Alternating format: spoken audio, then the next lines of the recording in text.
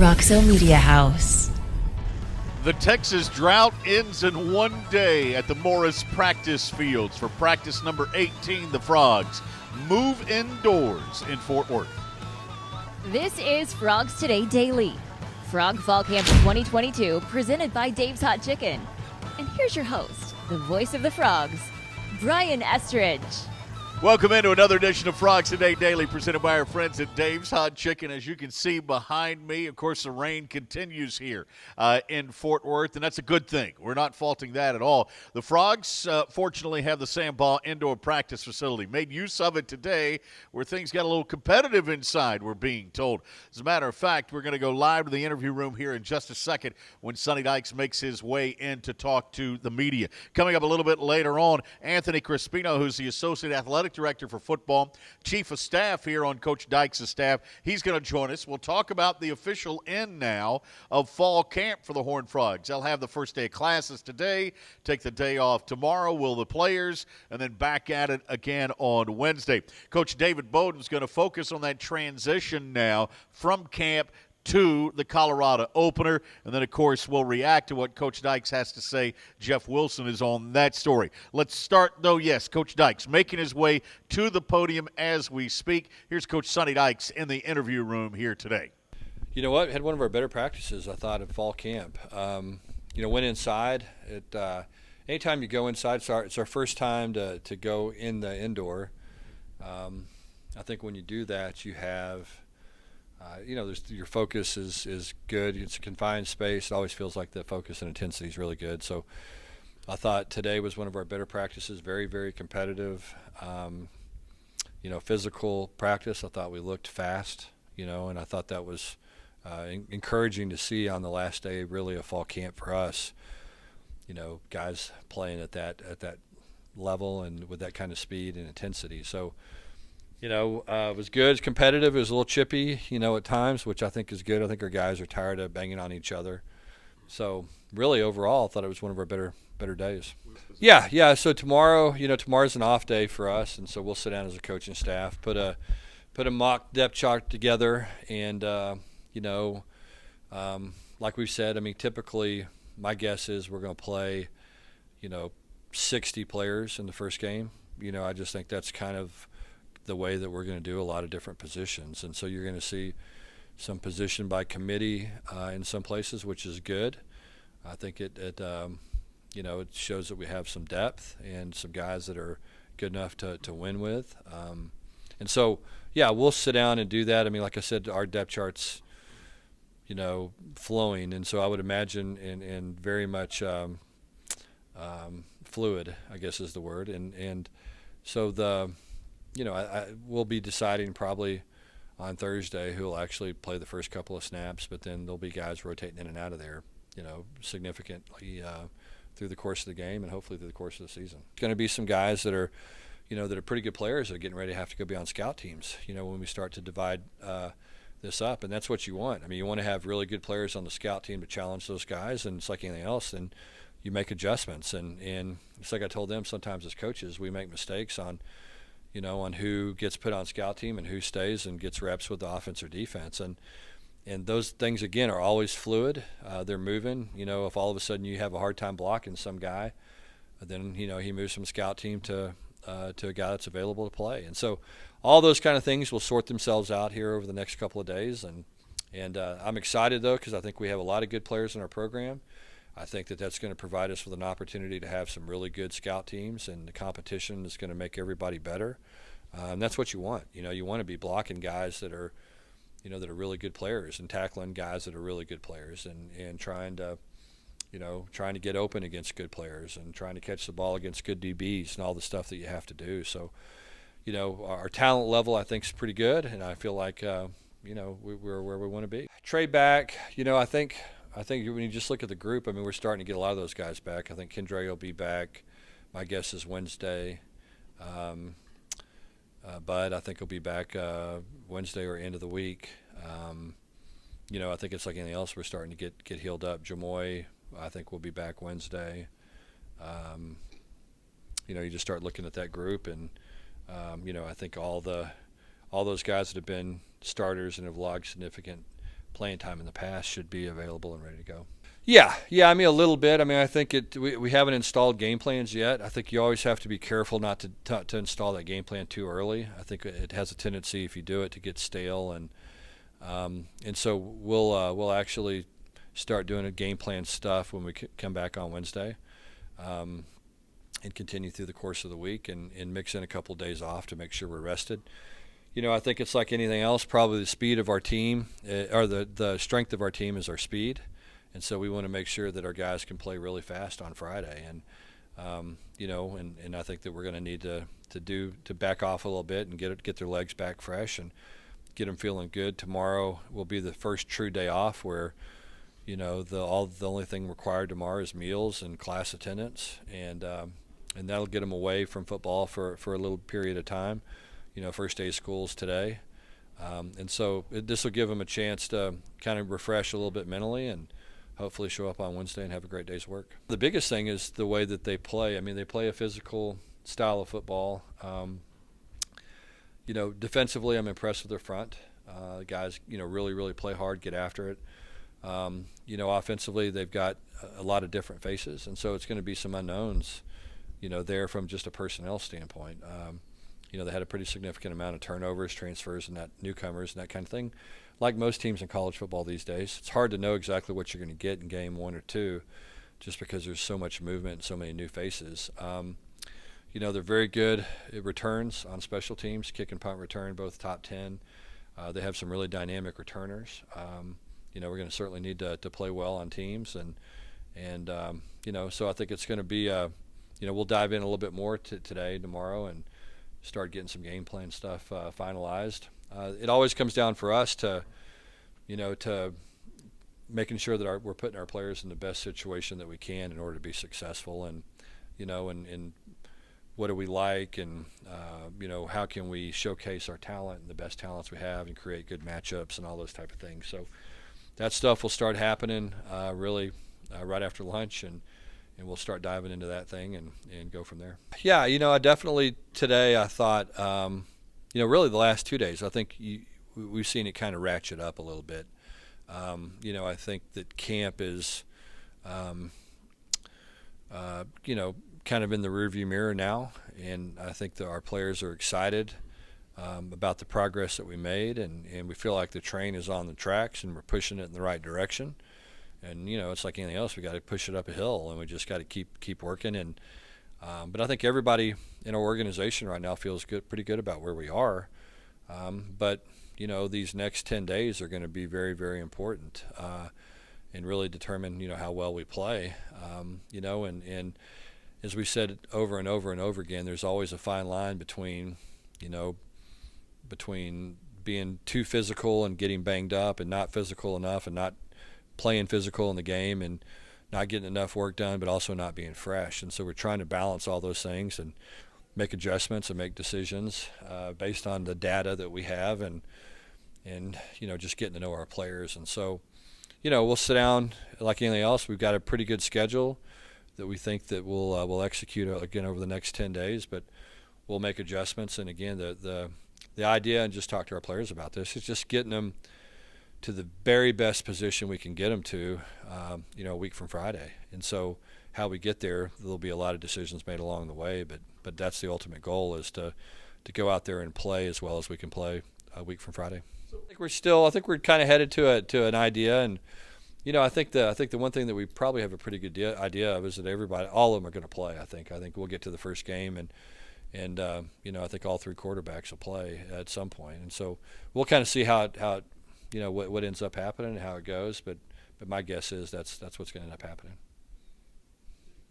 That's head coach Sonny Dykes in the interview room. Let's react to what he had to say. Jeff Wilson will join us next when we continue with Frogs Today Daily in a moment. Dave's Hot Chicken is a cult favorite and now has 2 locations in Fort Worth, Bryant Irvin Road on I-20 and Berry Street at TCU, both owned and operated by Horned Frogs. Mention the Frogs Today show and get 10% off anytime, and order online at daveshotchicken.com. Back we come here on Frogs Today Daily with a reaction to what Coach Sonny Dykes said in the interview room. For that, We turn to our senior reporter, Jeff Wilson, who's on this one. All right, Jeff, let's start with what he talked about from the beginning, and that was moving indoors. But he actually liked this, didn't he? He was pretty positive about how today turned out. Yeah, Brian, they went indoors today at the Sandball Indoor Facility, which means I got evicted, and I found a new home here in the Scholmeyer Arena. Pretty nice, if you ask me, but the practice today, Coach Dykes said was really good. He thinks it was their first indoor practice of fall camp, and he thinks that his theory is that in a confined area like the indoor is, just the one field that both offense and defense are sharing, that there are fewer distractions out there, and so more focus. Guys played faster, had a lot more spirit. Maybe it was because this was what they considered the last day of fall camp. Also, there were referees on hand. There were some scrimmaging situations, some 2-minute drills. Not a perfect practice by any means, because there were some penalties that Coach Dykes said needed to be cleaned up before they get to Colorado at September 2nd. But all in all, a good day despite the conditions outdoors. Well, Coach also mentioned the depth chart, Jeff, and the fact that that's going to be a focus. May take a little time, not because they're trying to fill it in because they have holes, but because there may be an overflow in talent. Am I right about that? Yeah, the first day of classes is today, and so players finished practice and went to the classroom. But they take a day off on Tuesday, and then Wednesday they'll return. And when they do, there's going to be a pretty good semblance of the depth chart. Again, Coach Dykes, as he told us exclusively on Sunday, said that all 3 quarterbacks are going to play. They're leaning a certain way, but there are a lot of position battles, and Coach Dykes said that they had talked as a group about, there are going to be some guys who are going to be really good players who had really good camps who are going to be on the scout teams and who aren't going to be starters, but he expects a lot of guys to play. For that opener at Colorado, he thinks 60 players are going to play. There are going to be guys who are rotating in and out. A couple reasons for that: there's quality depth. That's the most important one. It's not just 120 bodies here in the program. There's some real quality depth, and that's why you're going to see it through the depth chart. And at practices, guys who probably at other places would be playing are going to be on the scout team. But those things are always fluid. Injuries happen. Guys perform better. Guys don't perform and need to be replaced. So I think the main thing that Coach Dykes wanted to get across was get out there and keep working. You may not have a chance right now, but it's coming, and when it does, you need to be ready. Thank you, Jeff Wilson. Great stuff there. All right, coming up next, Anthony Crespino is going to join us. He is the Associate Athletic Director for football, the Chief of Staff, if you will. He organized this fall camp. We'll get his assessment over the last several weeks for the Horned Frogs when Frogs Today Daily continues in a moment. The Flying T Club provides the everyday TCU fan and alum the ability to specifically support TCU student athletes. Flying T Club offers 3 levels of memberships. The Flying T Club is a nonprofit organization supporting the brand development of TCU student athletes through a series of unique event-based networking opportunities, which are exclusive to our members.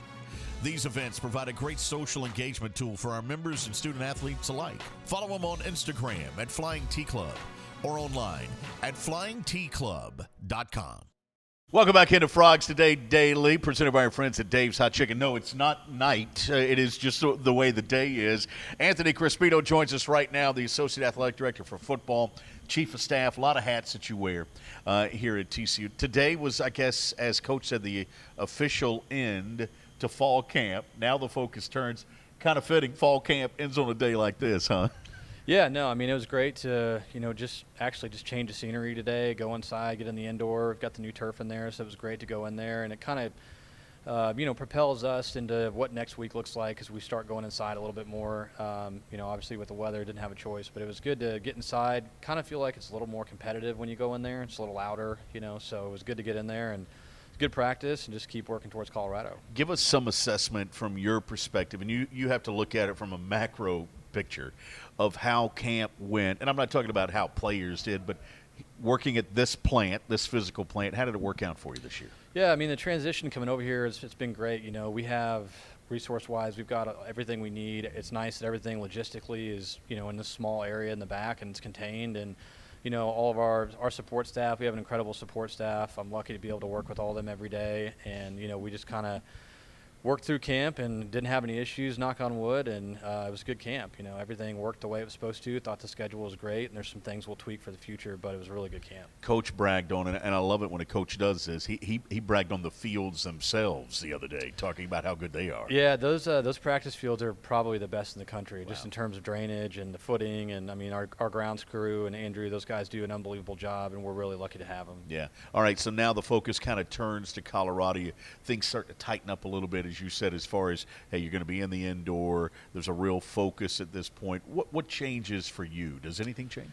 Yeah, it's just more focused on kind of the details. Our operations staff, there's a couple of us, we started working on that when we first got here, just in terms of travel and preparation, and kind of ironed all that out. And now this is just kind of honing in on the details for the trip and checking boxes, making sure we're not missing anything. This is going to be a pretty big trip for us. There's not a travel cap out of conference games, so we'll have a few more players with us, and just kind of dealing with some logistics of, going to Denver and busting over, but really just kind of ironing out details for the trip. And you don't leave a stone unturned. You've already done a practice, kind of a walkthrough on how we travel.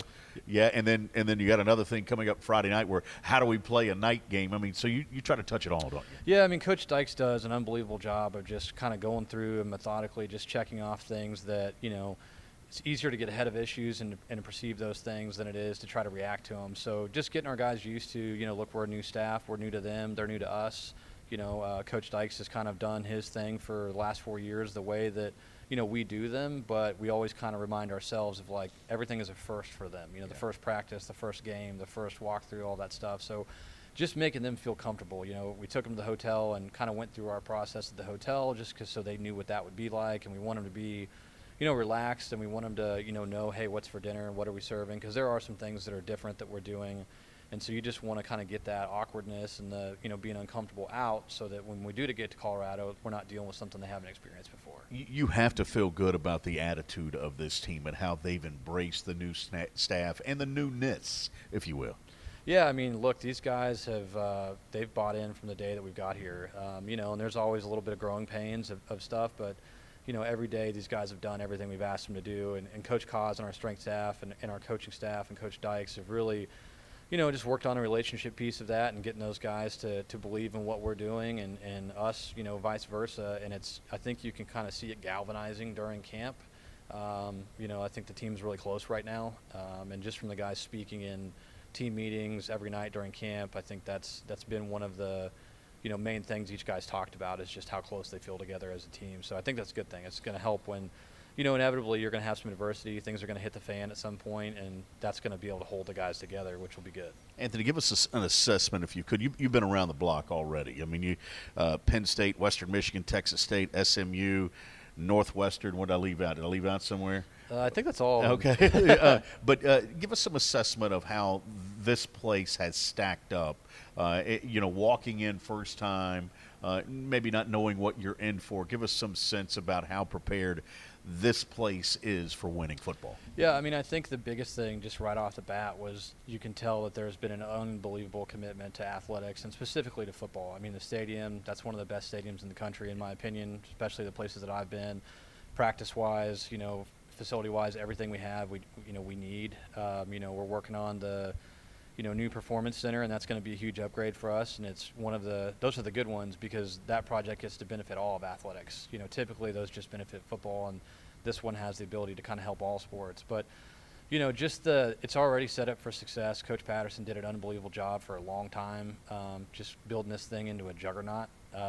And we just want to kind of continue what he did and get this back on that path of going to bowl games and winning championships. And everything we need to do that is here. The administration supports us. Financially we have everything that we need, and now it's just kind of getting the exciting part of being able to go on the field and do that. Well, and it all started with your uncle back in '98, Coach Dennis Franchione. I know that means a little something to you as well. Did you ever come here? I did. Okay. So the first week here was a real deja vu kind of. Yeah. My dad was a high school football coach in Kansas, and my grandpa was as well, and then Coach Fran's actually my great uncle, and this was the first Division I football game that I'd gone to, And there's vivid memories of Basil Mitchell, eating lunch with LaDainian Tomlinson, Curtis Fuller breaking his finger, getting to carry Fran's headset around the cords. And, I've always just kind of had an affinity towards TCU because of that. And I was around the program at such a young age of just, how cool this place is. And then ultimately what Coach Patterson turned it into, because, at that time the stadium was the old stadium, and, these facilities weren't here yet. Some of them were. But, this program's kind of always had a special place for me. And, I owe my career to Coach Fran. I wouldn't be here without him. And it was good to work for him because, you're going to work hard, and it sets you up for success. So I love the respect, too. You call him Coach Fran. Yeah, I don't call him. I just don't. It's just Coach Fran. Yeah, I love that. All right, Colorado coming up next Friday. Kind of set our sights on that one a week from this Friday, and so the transition begins. Thanks for being here with us. We waited until we wanted to talk. We've been dying to talk to you, but we wanted camp to end so we could get a full assessment to see, okay, did it go as smoothly as we felt like it did from the outside looking in, and it looks like it did. Yeah, from the day we got here, this was a unique transition just because we're moving, across the Metroplex, right. And it made a lot of things really easy. And from a support staff standpoint, can't mention enough times how appreciative, I am of our support staff, and to be able to work with those guys every day and the girls that are on staff. It made everything we did so much easier because you could kind of just plug and play a lot of things. And in other ways, it also made it a little more difficult because, it's kind of like, well, this is just the next day at work. Right. And it took a couple years to set those processes up. But, help from Mike Sinkefield and Jeremiah and all those guys, everybody, they were just unbelievable. And it really helped us kind of get ahead quickly, So it's been a good transition. And, everyone joked, the people that aren't as familiar with the Metroplex, did you move? And I'm like, yeah, I tried it for a month. We drove, I just commuted for about a month. And I was like, okay, we went home that night. And I was like, we got to move. Yeah. I can't do this anymore. Good. So got settled over here, and it's been of all the transitions I've been a part of, it was by far the easiest.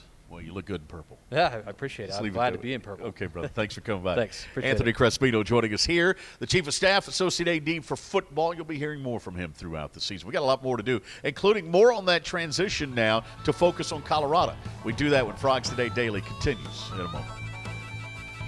Dave's Hot Chicken is a cult favorite and now has 2 locations in Fort Worth, Bryant Irvin Road on I-20 and Berry Street at TCU. Both owned and operated by Horned Frogs. Order the number 4 or number 5 for the tastiest lunch special under $10. Or order online at daveshotchicken.com.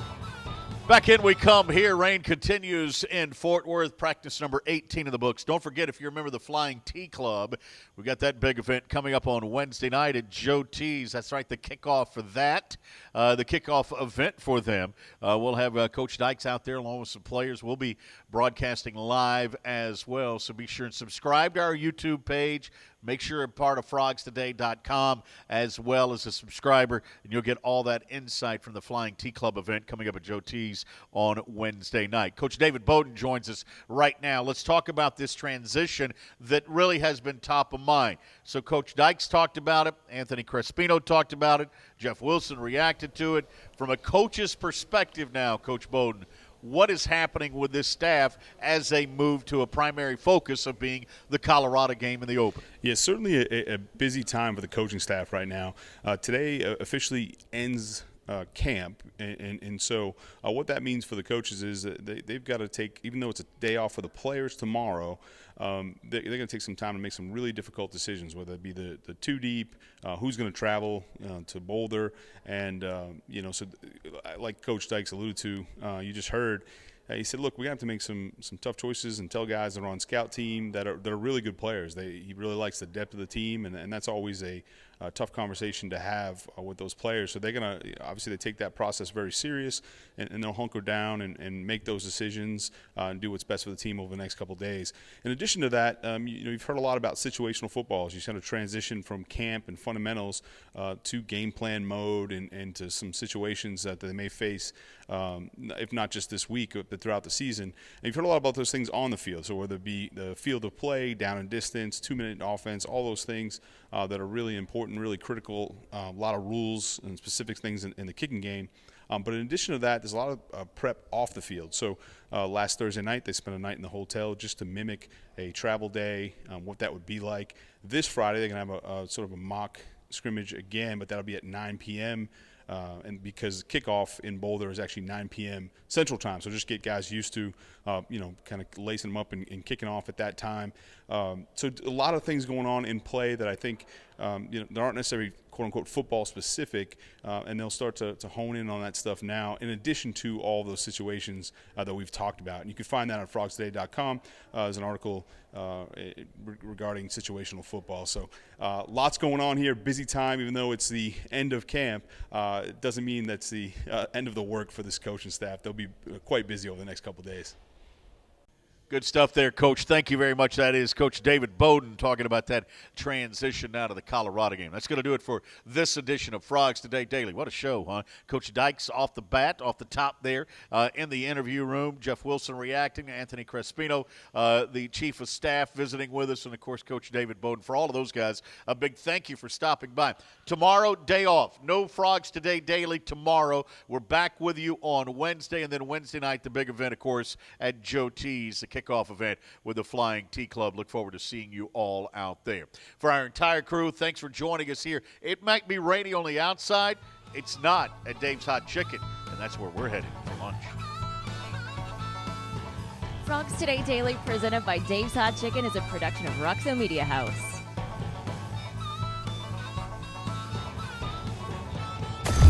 Roxo Media House.